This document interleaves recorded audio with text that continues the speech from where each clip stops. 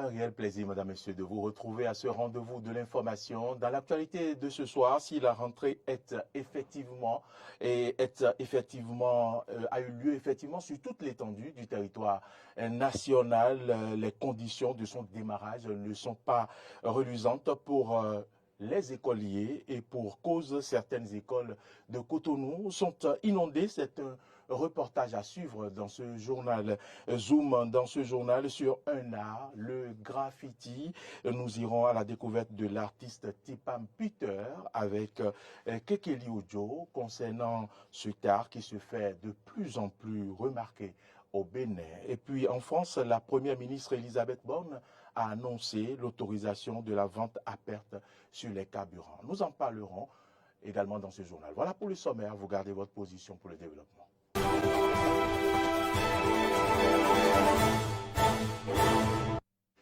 Merci à toutes et à tous de nous préférer et bienvenue dans ce journal.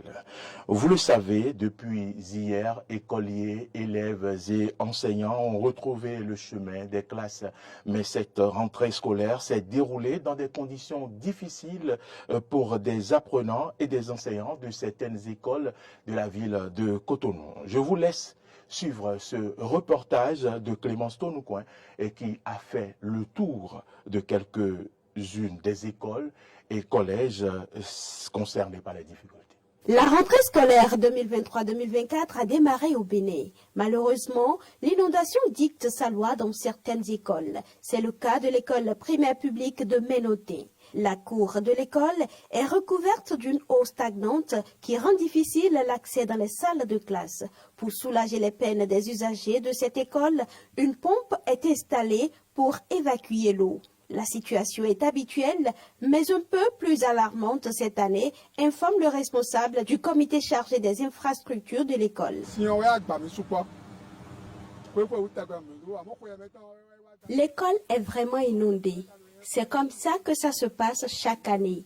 Mais cette année, la quantité d'eau est plus importante. En tant que chargé des infrastructures de l'école, nous avons décidé de trouver une solution à cela. Nous avons bénéficié de l'aide des autorités locales pour évacuer l'eau. Le délégué et le chef d'arrondissement n'ont pas attendu les dirigeants au plus haut niveau. C'est déjà la reprise des classes et les enfants ne peuvent pas rester dans l'eau. Donc nous sommes venus à leur secours pour qu'ils aient facilement accès à leur salle de classe. Nous ne partirons pas d'ici sans avoir évacué totalement l'eau. La situation est analogue et parfois pire dans plusieurs autres établissements scolaires. Au CG Sekondi, l'établissement est envahi par de l'eau parsemée de nénuphars et d'herbes. Un proche du bureau de l'association des parents d'élèves de l'école primaire publique de Ménoté propose que le calendrier scolaire tienne compte de nos réalités climatiques. Chaque année, la situation est pareille. Et il y a une période pour cela. Dans la deuxième quinzaine de septembre, quand il pleut, c'est toujours compliqué. C'est seulement quand la reprise des classes est repoussée un peu que les enfants ne souffrent pas. Je demanderai aux dirigeants de ce pays de considérer nos réalités climatiques pour décider de la date de la rentrée scolaire. Sinon, c'est souvent compliqué pour nous. Pour emblayer cette cour d'école, il faut une quantité importante de sable. Or, nous savons tous qu'il n'y a pas de l'argent dans le pays. Donc, si on peut attendre la fin du mois de septembre, les eaux se sèchent. Autrement, le problème va toujours persister. L'inondation dans ces écoles et collèges engendre des dépenses supplémentaires aux parents qui devront acheter des bottes pour leurs enfants. C'est Porto Novo, la capitale, qui a accueilli les ministres Éléonore Yahi Ladécan du supérieur et de la recherche scientifique, Yves Kouaro Tchabi du secondaire et Karimon Salimon des maternelles et primaires pour la cérémonie officielle de lancement de cette rentrée scolaire. Retour sur ces moments forts avec notre correspondant à Porto Novo, Prince Martial Agoliago. Pendant 2 lunes tout entières, la petite école a dormi. Maintenant, ce temps est fini ce lundi 18 septembre 2023. Et pour cause, Écoliers, élèves, étudiants ont effectivement repris les cours. Pour preuve, les ministres Yves Chabi-Kwaro de l'enseignement secondaire, Éléonore Yahi Ladécan des enseignements supérieurs et de la recherche scientifique et Saliman Karimou de maternelle et primaire, chef de file des 3 ordres de l'éducation, ont effectué une descente à l'école primaire publique de Donouquin-Lissassi à Port-Nouveau pour donner le top des activités académiques saison 2023-2024. Aussi, les établissements de Roussa, le lycée Bianzin et l'Institut national des éducations physiques et sportives ont-ils été visités pour la même cause. Le chef de file des 3 ordres de l'éducation se réjouit de la bonne reprise des classes.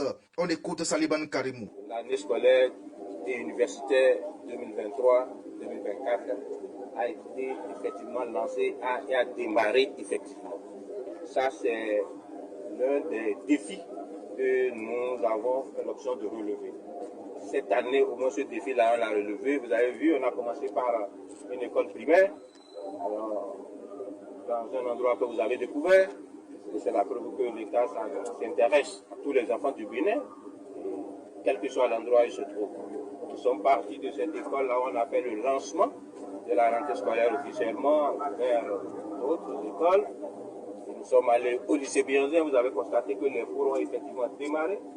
Ici, nous sommes à l'INEPS qui relève du supérieur. Et vous avez constaté avec nous que les choses ont effectivement démarré. Nous allons faire un bon compte rendu au chef de l'État. Nous allons faire un bon compte rendu au gouvernement. Et le gouvernement appréciera. Mais je suis sûr que nous allons recevoir, pour cette fois-ci, une bonne note. Pourquoi le défi est relevé.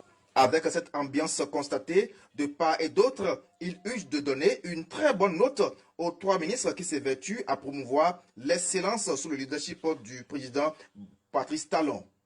Très heureux d'avoir accueilli cette délégation ministérielle, l'édile de la ville capitale, Chalman Nyankoti, a remercié le chef de l'État et rassure de la détermination de la municipalité à accompagner l'État dans la valorisation des cantines scolaires. D'abord, j'ai un sentiment de reconnaissance et de gratitude à l'endroit du gouvernement et à son chef en premier. Porto-Nouveau est honoré d'accueillir la délégation interne ministérielle. C'est une fierté pour nous de constater que sur l'ensemble du territoire, la rentrée a effectivement commencé. Elle a très bien commencé d'ailleurs. Et nous en sommes très fiers.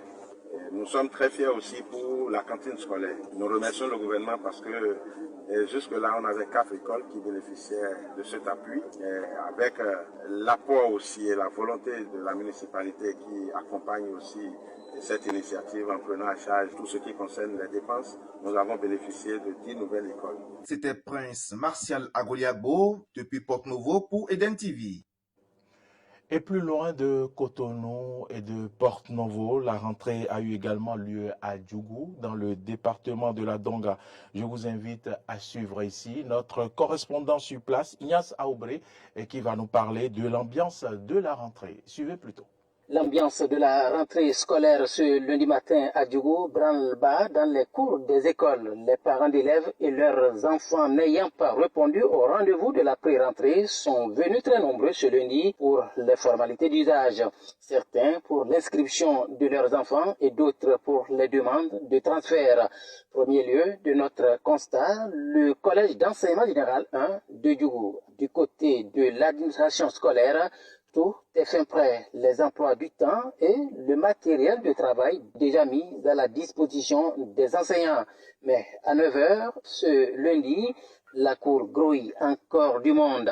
Les élèves et enseignants s'entremêlent les uns à la recherche de leur salle de cours, toutes encore poussiéreuses et certaines sans mobilier. Aussi, les enseignants attendent-ils désespérément leurs apprenants pour démarrer les cours. Autre constat ici, les élèves présents ne sont pas vêtus de leur tenue d'école. Dans les écoles maternelles, la situation est encore plus déplorable. Malgré les fermes instructions de l'autorité ministérielle, les activités prévues à la pré-rentrée n'ont pas eu lieu, même si certains enseignants, notamment les titulaires des classes de CM2, étaient dans leur salle de cours pour l'évaluation diagnostique de leurs apprenants. Beaucoup de ces apprenants n'ont pas répondu à l'appel. Les autres enseignants et leurs directeurs sont quant à eux occupés à recevoir les parents d'écoliers et écolières. Par ailleurs, on apprend que les activités pédagogiques vont réellement démarrer lundi prochain. Comme quoi, l'école béninoise traîne encore des tares. Si les grèves fantaisistes et l'absentéisme des enseignants se conjuguent désormais au passé, il faut encore batailler dur pour rendre effectif le démarrage des cours dès le premier jour de la rentrée scolaire. Eden Télévision, à Djougou. Eden Télévision à Djougou, c'était Ignace Aoubré, notre correspondant sur place dans la Donga. Changeons maintenant de registre pour parler d'un art qui jonche les rues de Harlem, une ville des Noirs américains et qui prend corps au Bénin. Le graffiti, c'est de cela qu'il s'agit. Il suffit de longer le mur ouest du port autonome de Cotonou et vous vous rendrez compte de ce art. Notre correspondant Alada, Kekeli Ojo, de la dimension, nous parle ici de la dimension que prend ce art dans la ville d'Alada. Suivons-le. C'est une inscription ou un dessin exécuté de manière généralement illicite dans l'espace public, murs, monuments, véhicules de transport en commun, toilettes publiques, etc. Il peut être considéré comme une forme d'expression spontanée, parfois comme une forme d'art. Cet art, originellement américain, commence par s'exprimer au Bénin. Surpris, en train de poser son empreinte sur un pan de mur du centre des loisirs d'Alada, Tipan Peter se prête à notre micro. Cet art, on le fait dans la rue pour pouvoir permettre à tout le monde de profiter de l'art. Parce qu'on a constaté que seuls ceux qui ont le moyen, ou bien ceux qui ont un salon, arrivent à s'offrir des toiles ou des décors à la maison, alors que, comme on le dit, l'art est une thérapie. Si l'art est vraiment une thérapie, ça veut dire que tout le monde a besoin de cette thérapie-là. Et si nous, les artistes, on ne traite qu'avec des gens qui ont le moyen de s'offrir notre art, ça veut dire qu'on met de côté une partie de la population. Donc, on décide de rendre ce art-là accessible à tout le monde. Donc, on fait des murs, des quartiers de nos villes, des musées à ciel ouvert. C'est un art qui date de l'Antiquité, mais à en croire l'artiste, il est éphémère. En quoi donc le graffiti est-il éphémère? Tipan Peter. Le graffiti en général, comme le travail que vous voyez là, c'est un truc, bon, si c'était comme aux États-Unis, là où est né le graffiti normalement, lorsque nous on fini un travail comme ça, que c'est peut-être un mur public, quelqu'un d'autre peut avoir aussi une meilleure idée que nous. D'ici une semaine, lui-même il forme son équipe et il vient et il efface ça et lui fait quelque chose d'autre. On ne va pas en vouloir à cette personne parce que ce sont les règles de cet art-là qui se passent de cette manière. Nous, on peut encore revenir une semaine après, effacer pour eux et faire quelque chose d'autre. Donc ça se remplace de temps en temps. Le graffiti est un art qui attire beaucoup, plus d'un, mais qui nécessite un certain nombre de sacrifices, nous fait savoir l'artiste. Les gens s'intéressent à ça énormément. Le graffiti, c'est d'abord un sacrifice. Toi-même, tu prends ton argent, tu peux acheter du matos, tu viens faire un truc et pour que les gens puissent avoir accès à ton travail. Tipan Peter fait partie de ceux qui ont décoré le mur du port autonome de Cotonou. Oui, sur le mur du port, j'ai mon œuvre. C'est moi, j'ai travaillé sur les Egungun, à côté des Vaudounsins, en même temps et à côté du Zemi-Diamant. Je suis entre le Zemi-Diamant et les Vaudounsins. Donc la scène de Egungun de Agbano avec un AD, des marieux, des spectateurs, c'est le travail de mon équipe. Si le graffiti est destiné à être vu, l'opinion que l'on en a dépend essentiellement du contexte. Kekeli Ojo Alada.